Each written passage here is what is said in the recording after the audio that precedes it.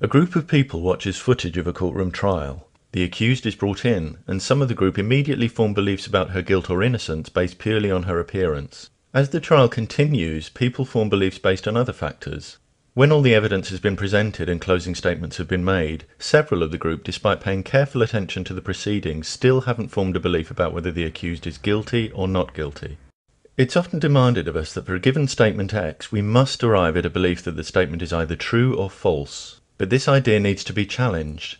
The truth or falsity of a statement may be indeterminate, for example, and we may have no reason or motivation to form a belief either way.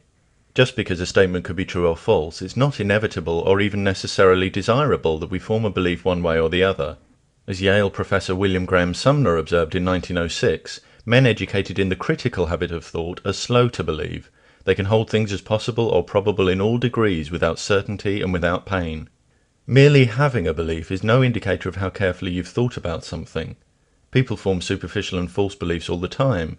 Having beliefs grants no one privileged status, nor is there any special reason for the acquisition of beliefs to be a particular goal.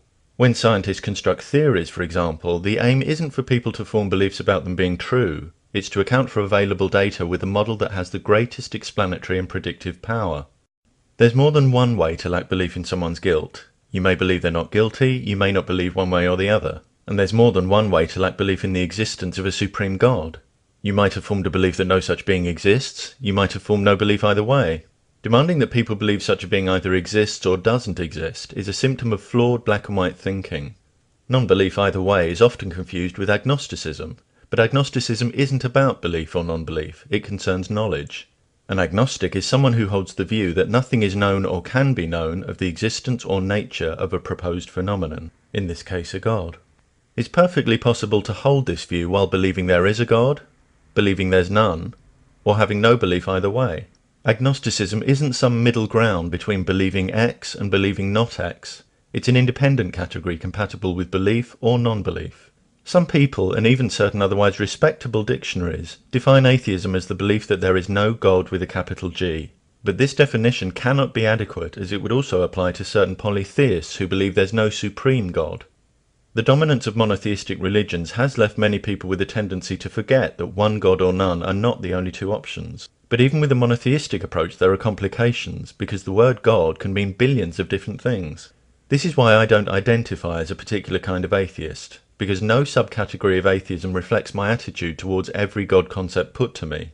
If you made the claim God exists, and by the word God you meant a single supernatural being that created our universe, I'd reject your claim as irresolvable, because no procedure available to us could reliably establish the existence or non-existence of such an unscientific entity. If, on the other hand, you meant the biblical God, I'd reject your claim not just as irresolvable, but demonstrably false. Taking just two of the many problematic qualities we're asked to accept about the biblical God, no being can be regarded as perfect if it needs to be worshipped. A perfect being would by definition have no deficiency. It would need nothing, and certainly have no use for worship. These qualities are incompatible. If there is a God, it's not the multi-self-refuting biblical God. Because my response to theistic claims differs according to the claim, and I can never know how it will differ until the particular claim is made, the category that describes me in the simplest terms is the basic atheist category of lack of belief. I lack belief in gods, and all that means is that gods don't feature among the things I believe exist. There's the most extraordinary resistance among some people to recognizing this definition of atheism. Many insist it should instead be defined as the belief that no gods exist, because they want to make it seem like a position of faith. Clearly, if you feel at a disadvantage because your beliefs are faith-based and insupportable by logic or evidence, then pretending that those who lack your belief also have a faith-based position is a much easier option than facing up to the burden of proof you give yourself when you insist others believe as you do. But one doesn't have to believe no gods exist to recognize and expose theistic claims as indefensible. Say we have two people, both of whom debunk every theistic claim put to them. One believes there are no gods, the other is simply unconvinced. Either way, the claims are debunked. Even if atheism was redefined as the belief that no gods exist, there'd still be the same non-believers outside that category dismantling theistic claims. Defenders of theism who fixate on strong atheists are either misidentifying or trying to distract attention from their real problem, that their claims have no valid foundation and consistently collapse under critical scrutiny. Some have complained atheism can't be a lack of belief in gods, or we'd have to class rocks and dogs as atheists. Rocks and dogs? Really? It's a measure of the loss of perspective that happens around the subject of atheism that statements as puerile as these are made. If you had a big family celebration and I said, look around and tell me which ones aren't married, would you need me to specify that I was talking about people in order to stop you listing items of furniture and family pets? Those who can't approach discussion with a basic level of intelligence and maturity shouldn't expect to be taken seriously. Besides, the suffix ist is used and understood to denote a personal noun. That said, while there's no point applying the term atheist to things that lack the cognitive capacity to grasp the ideas involved, it can be useful to remember that none of us start life with a belief in any gods. A lack of belief in gods is the default position. That's not to say the default position is always preferable. After all, the default position is a complete lack of coherent understanding of our universe. But it is a reminder that in the marketplace of ideas, when you want to move people away from their default lack of belief towards your belief, it's you, not they, who has to provide justification. If you want people to believe that any gods exist, the burden of proof is on you, not on those who are simply sceptical of your claim. Some have tried to claim one cannot lack belief in gods, because one needs to believe something about gods in order to reject them. Of all the convoluted attempts to resist recognizing atheism as a lack of belief, this is one of the most deeply confused. Replacing the term gods with other terms shows up the absurdity of the claim. If this form of argument were valid, we'd have to believe in everything whose existence we reject. I reject theistic claims. I worked out as a child that if there were any gods, none of them were bothered about using their supposedly awesome powers to provide direct, dramatic evidence of their existence.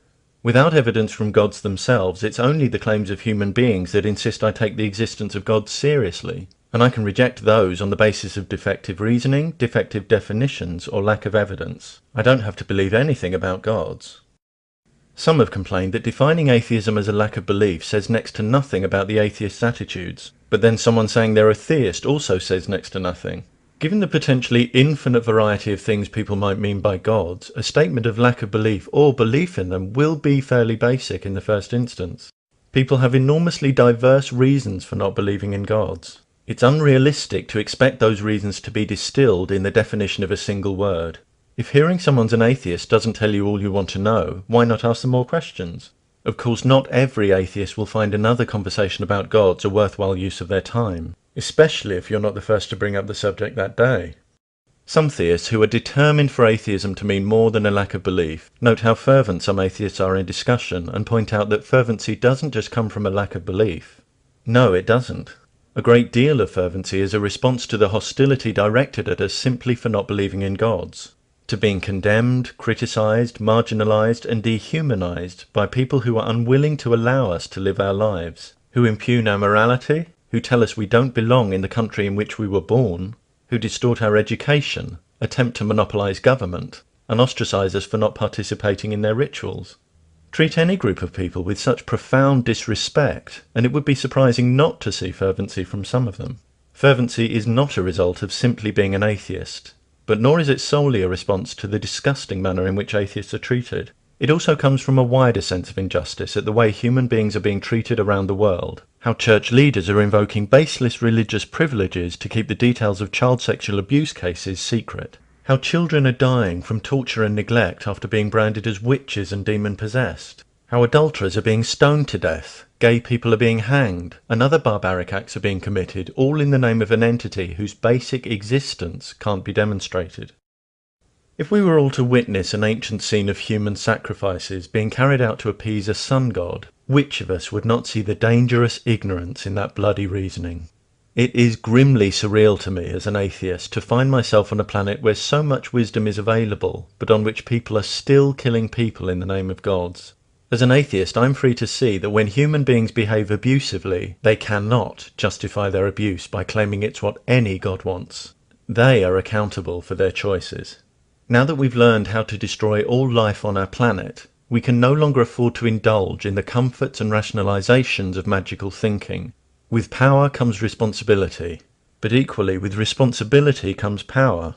When we lack belief in gods, we're free to recognize that we alone fill our world with love and compassion or fear and violence, and that the solution to our problems lie in no hands